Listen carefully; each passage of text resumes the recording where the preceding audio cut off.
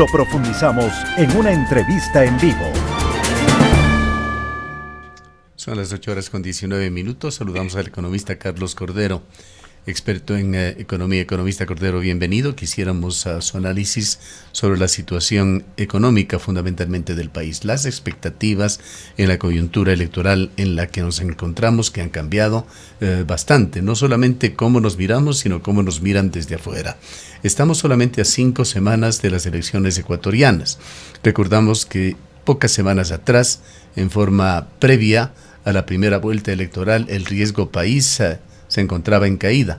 Había llegado a los 900 puntos, se tenía optimismo en el sentido de que podría llegar hasta 700 puntos y continuaba en esa tendencia. Sin embargo, la situación se trastocó tras la primera vuelta y al momento estamos bordeando ya los 1.500 puntos nuevamente en este indicador, en este índice del riesgo país.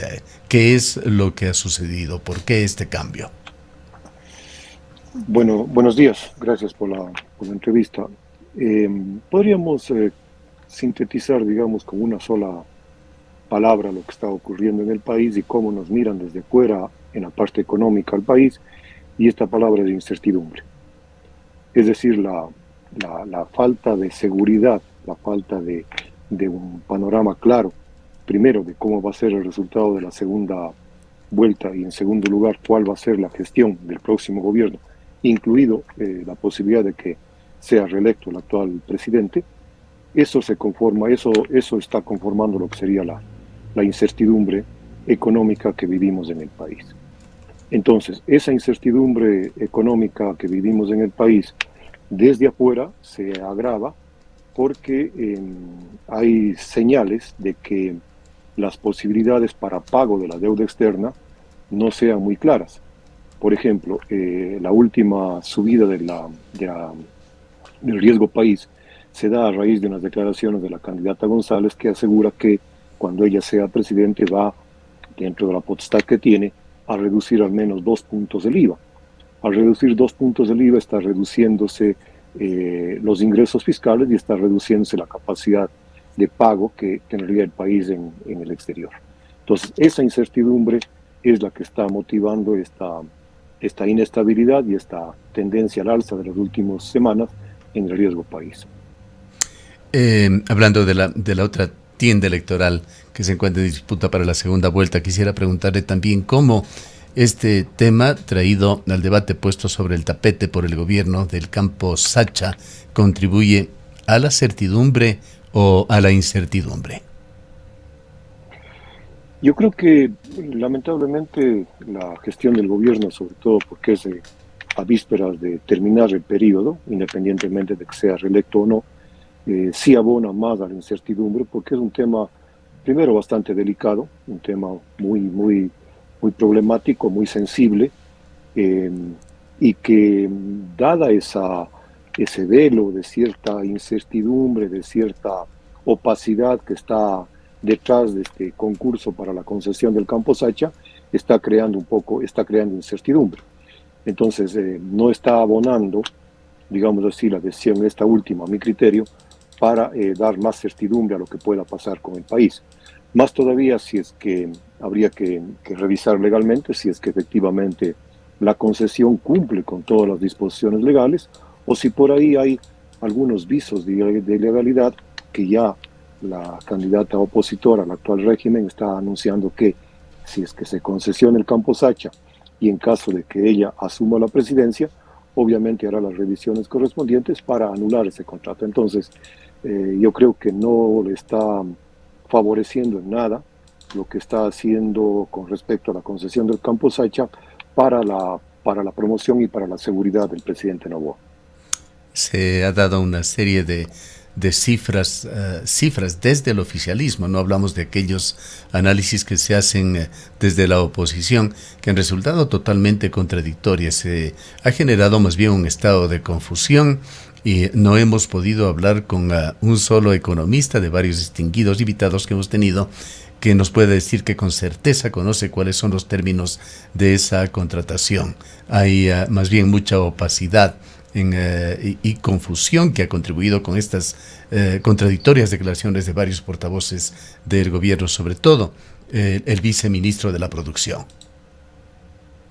Sí, efectivamente, lo que le decía, hay mucho misterio, no están las cosas claras, no están los términos claros, no están establecidos exactamente cuál va a ser el beneficio que va a tener el país durante el periodo de concesión y si ese beneficio en comparación con una explotación directa del campo Sacha por parte del Estado ecuatoriano a través de Petroecuador, si lo que va a recibir por la concesión es mayor a lo que puede obtener con una explotación, con una administración directa del campo Sacha.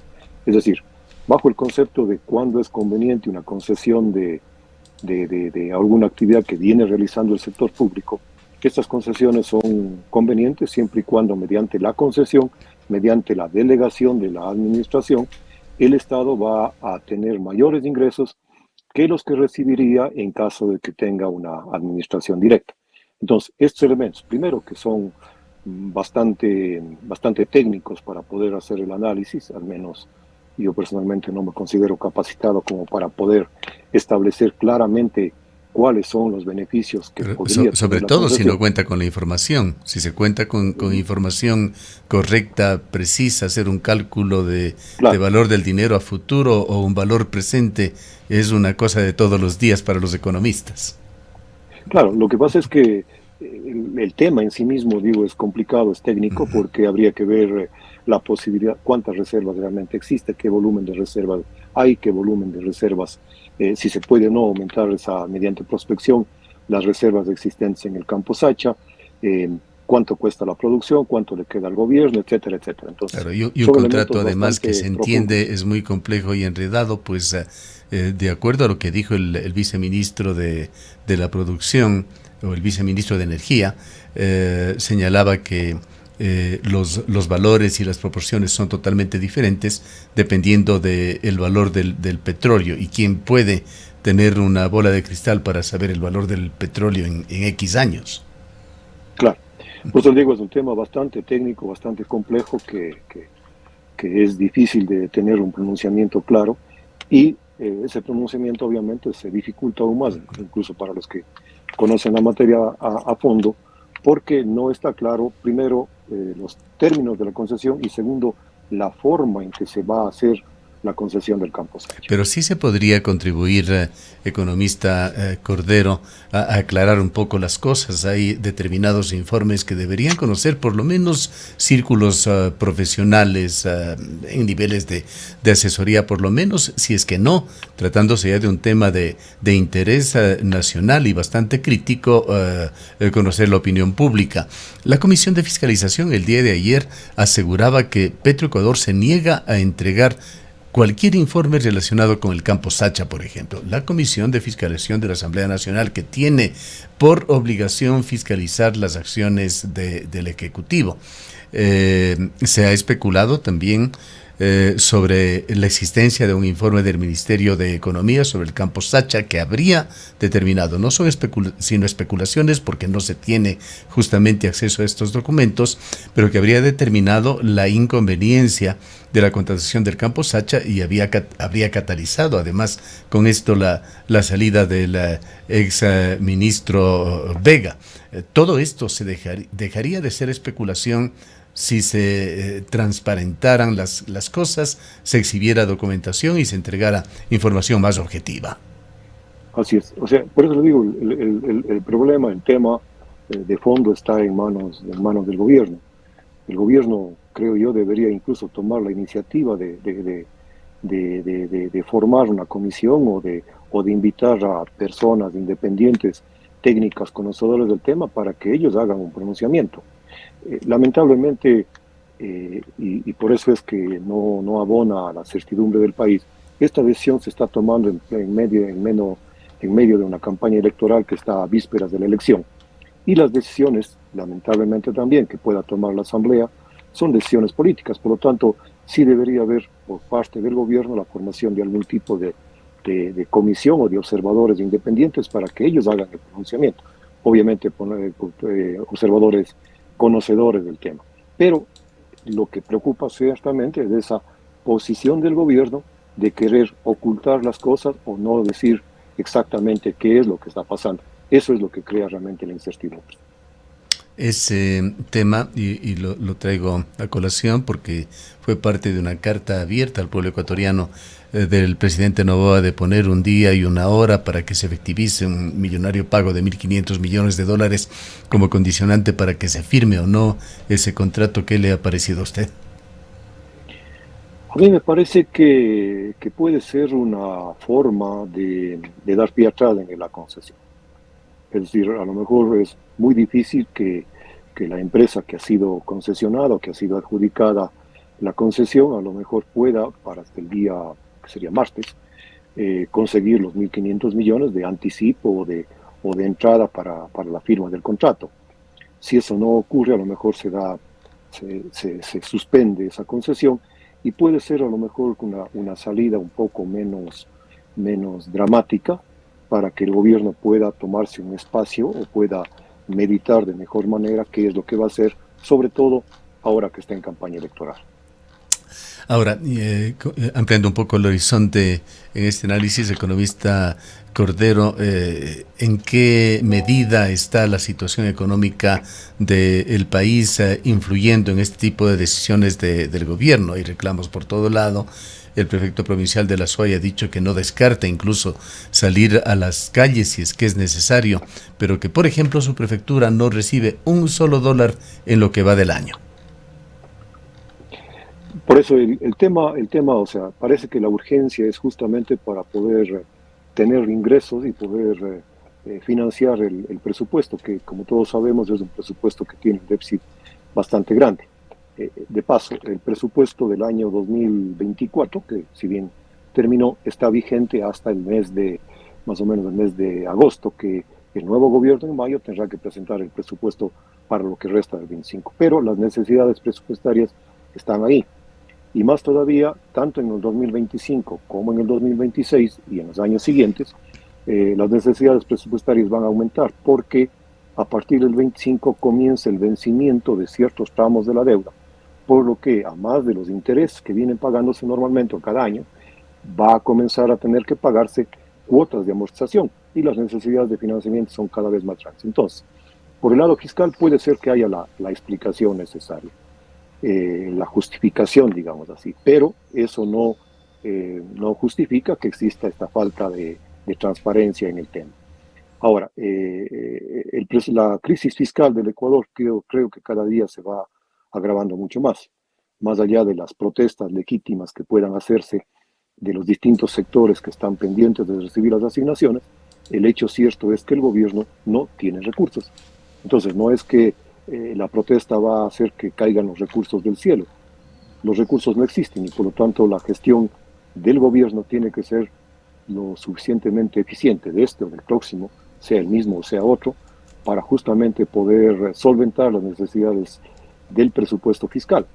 Una de ellas va a ser necesariamente ver la posibilidad de renegociar nuevamente los tramos de la deuda que van a vencer en los próximos años, porque está claro que recursos para pagar la amortización de la deuda tampoco existen. Y allí es donde entran las posiciones políticas, sobre todo expresadas en el pasado del correísmo, que son las que preocupan y dan esa especie de hipersensibilidad a cualquier declaración que haga la candidata Luisa González. Claro, porque son a veces declaraciones contradictorias que no, o sea, contradictorias y que por lo tanto aumentan esa incertidumbre. Por ejemplo, decir que en una situación fiscal que es carente de recursos, que el Estado requiere urgentemente nuevos ingresos, decir que se va a bajar el impuesto, el IVA, significa decir, oiga, yo necesito ingresos, pero voy a tomar una medida para recortar aún más los ingresos. ¿Cómo va a solventar? O anunciar que de alguna manera el plan de gestión del nuevo legislativo en lo que tiene que ver con el Partido de la Revolución Ciudadana contempla la reintroducción de lo que se llamó en su momento el dinero electrónico manejado por el sector público, que no es otra forma sino de crear una nueva moneda, en este caso no física sino electrónica, pero que tendría control el Estado. Por lo tanto, la cantidad de moneda que pueda circular por ese mecanismo o por ese sistema podría ser una moneda no real sino ficticia o una moneda emitida sin ningún respaldo. Entonces, todo eso va creando incertidumbres y crea contradicciones respecto a las declaraciones y respecto a cómo deben realmente solucionarse los temas del fiscal del próximo periodo. Uno de los temas más sensibles discutidos a nivel de las cámaras, de sus federaciones, es la medida en que uno u otro gobierno utilizaría las reservas internacionales. Bueno, yo creo que se ha dicho bastante sobre las reservas y vale la pena puntualizar. Las reservas internacionales, ni las actuales, que estamos sin moneda, ni las anteriores, que se llamaba reserva monetaria, que era cuando emitíamos moneda propia, en ningún caso las reservas son ahorros que tiene el gobierno. Cuando había reserva monetaria, la reserva se formaba con los dólares que recibía el Banco Central y que canjeaba por moneda nacional. Esa era la Reserva Monetaria Internacional. Y como el Banco Central en su momento, en toda la historia que tuvimos del sucre, puso a circular más sucres de los dólares que recibía, el tipo de cambio, la inflación y el canje final alcanzó los niveles que sabíamos de 25.000 sucres por dólar. En la actualidad, la Reserva Internacional, o lo que se llama Reserva Internacional, insisto, desde mi punto de vista eso no es reserva porque no pertenece al Estado, sino a los depositantes, se alimenta con los depósitos que se hacen en el Banco Central, los depósitos en dólares, por parte fundamentalmente del sistema financiero, de todo el sistema financiero, público, privado, empresarial, de la economía popular y solidario, con los depósitos del sector público, básicamente de gobiernos autónomos y de empresas públicas, con depósitos del Seguro Social y con depósitos del Tesoro Nacional. Entonces, no hay ahorro, no hay, el Estado no puede libremente utilizar de eso, el gobierno no puede. Lo que sí puede el gobierno, lo que sí podría tal vez hacer el gobierno es acceder a esas reservas mediante un préstamo. Cuando había la reserva monetaria, el Banco Central, o el gobierno, perdón, emitía bonos, le entregaba al Banco Central y el Banco Central le entregaba sucres. Ahora, el Banco Central está impedido de poder otorgar préstamos al Estado con esa reserva. ¿Y por qué está impedido? Porque cuando nació la dolarización no tenía esa posibilidad. En el 2014 se reformó el Código Orgánico Monetario y se dio esa posibilidad. Inmediatamente después del gobierno del presidente Correa, emitió bonos, le colocó al Banco Central y utilizó como 2.600 millones de esa reserva como préstamo. En este momento esos 2.600 millones no han sido todavía cancelados. Entonces la reserva tiene un hueco de 2.600 y más ahí. La ley en este momento prohíbe. Podría cambiarse la ley, si es que hay mayoría en el Congreso, y acceder a un préstamo. Pero un préstamo que posiblemente no pasa más allá de los 2.000 millones por la capacidad de la reserva. Con 1.000 o con 2.000 millones de nueva deuda no se solucionan los problemas del país. Por lo tanto, es totalmente, digamos así, no concebible que se diga que la reserva es la salvación de los problemas fiscales del país. Primero, porque no es ahorro, y segundo, porque si se logra acceder mediante un crédito, mediante una reforma que necesita la mayoría calificada de la Asamblea, va a ser casi una gota en un vaso de agua. ¿Y qué decir con respecto a esos otros fantasmas, esos riesgos de la dolarización? Con el economista Diego Borja, autor de una receta de salida de la dolarización sin morir en el intento. El economista Borja es el candidato a la vicepresidencia de la República. Por otra parte, hay quienes señalan de que no se vislumbra, por lo menos en el corto plazo, una eventual salida de la dolarización basado en dos situaciones. Una es convicción de los ecuatorianos, demostrada incluso a través de encuestas, de que prefieren la dolarización a cualquier otro sistema. 90% de los ecuatorianos la respaldan. Y el otro dato que da cuenta de que salirse de la dolarización no sería un asunto fácil, y que más bien es un sistema que está muy respaldado por el circulante que existe en el país. Se habla de cifras que nos gustaría que usted las ratifique o las rectifique, de circulante en dólares, en efectivo, de unos 80.000 a 90.000 millones de dólares en el país. El embajador italiano dice que un tercio de eso corresponde a dinero de lavado de activos, pero esas cifras, altas cifras de circulante en el país, solidificarían a la dolarización. ¿Cuál es su opinión al respecto? Bueno, efectivamente, un poco los dólares están en el país, están circulando en el país, existen en el país. No hay riesgo de quedarnos, entre comillas, sin dólares. El riesgo de quedarnos sin dólares sería que todas las personas empiecen a sacar los dólares al exterior. Y ahí nos quedaríamos sin circulante, si cabe el término. Que podría pasar, sí podría pasar, pero que no es cuestión de corto plazo. Ahora, siempre se ha dicho, la dolarización va a caer cuando haya una necesidad fiscal extrema o cuando el gobierno quiera crear una nueva moneda para solventar su presupuesto. ¿Sí? Ahora, la propuesta tanto de Diego Borja como de algunos otros economistas de hace algunos años, y esto es bueno saber que no es una propuesta actual, sino es una propuesta anterior, pasa justamente por la creación de una moneda electrónica, es decir, de un nuevo sistema de pagos en el que supuestamente se utilizan los depósitos que yo o que los ciudadanos y que las empresas públicas tienen en el Banco Central, pero no se hace el trámite, no se hacen los pagos con billetes, sino con transferencias, con utilización de ese dinero electrónico. Digo, es necesario ubicarnos en el tiempo porque esta propuesta fue hecha hace algunos años, mínimo 10, 12 años, cuando en el sistema financiero nacional e internacional no estaba masificado el uso de los sistemas electrónicos para los pagos. En este momento, la creación de un medio de pago electrónico administrado por Banco Central, que sería el medio para sustituir el dólar, ya no tiene justificación, porque los pagos electrónicos, sobre todo después de la pandemia, se han masificado de una manera extraordinaria y se sustentan o se han multiplicado porque se tiene confianza en que esos pagos electrónicos son hechos con dinero o con recursos reales que constan, que tienen cada una de las instituciones financieras. Entonces, ese modelo de salida de la dolarización, en este momento ya sería incluso inaplicable porque ya no habría justificación para crear un medio de pago electrónico, porque los ecuatorianos vamos cada vez más utilizando medios de pago electrónico. Claro, pero el riesgo que no se oculta es de que un gobierno pueda manejar las cosas para generar dinero electrónico inorgánico.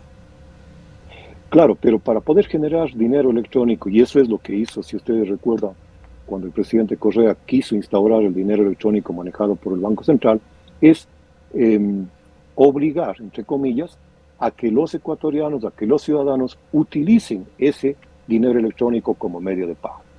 Entonces, cuando se creaba el dinero electrónico en el Banco Central, se empezó a decir que va a ser el único medio a través del cual, por ejemplo, se van a pagar impuestos, que va a ser el único medio a través del cual se va a hacer las transferencias o los pagos del sector público a sus proveedores. Entonces, va a crear un mecanismo para poder obligar a utilizar ese medio. Algo que le veo yo bastante difícil o muy difícil, porque también sería necesario obligar para que los ecuatorianos tengan depositados sus recursos en el Banco Central. Y eso ya va a ser un impedimento porque no se puede obligar a tener depósitos allí. Entonces, el sistema, como le digo, después de que ha pasado algunos años de la propuesta y que ha habido tantos cambios tecnológicos y cambios fundamentalmente en el uso del dinero electrónico, se vuelve cuesta arriba la aplicación de un sistema. Puede inventarse otro sistema, indudablemente, pero justamente por ahí viene el tema de la confianza. El dólar es la moneda de confianza de los ecuatorianos y cualquier intento de que haya para retirarlo, para quitarles el dólar a los ecuatorianos, va a desembocar en una corrida masiva contra los bancos, porque los ecuatorianos preferirán seguramente tener los dólares contantes y sonantes guardados en sus casas antes que tener en cuentas del Banco Central. Y eso haría que los bancos tengan que soportar retiros masivos que puede ser que no mantengan el sistema financiero ecuatoriano. Bien, quizá un comentario final sobre la coyuntura electoral. Pues en 5 semanas, como habíamos señalado al inicio, estaremos nuevamente en las urnas. Comenzaré con la palabra del comienzo, la incertidumbre. O sea, efectivamente, yo creo que esta vez más que nunca la incertidumbre sobre los resultados de la segunda vuelta están dados. No hay nadie, creo yo, que se atreva a pronosticar o asegurar quién va a ganar o quién tiene posibilidades reales de ganar la segunda vuelta. La pelea está bastante reñida y efectivamente no podríamos aventurarnos a asegurar qué va a pasar en la segunda vuelta. Y esto, insisto, sin duda, repercute en la alimentando. economía interna y externamente. Así es, eso está afectando y prácticamente la actividad económica está paralizada estos primeros meses del año. No hay seguridad en inversiones y habrá que ver los resultados para ver si es que el nuevo gobierno, cualquiera que sea, da confianza y reactiva esas inversiones. Bien, muchísimas gracias por habernos acompañado. Gracias a usted. Gracias del economista Carlos Cordero, experto en economía. Son las 8:45.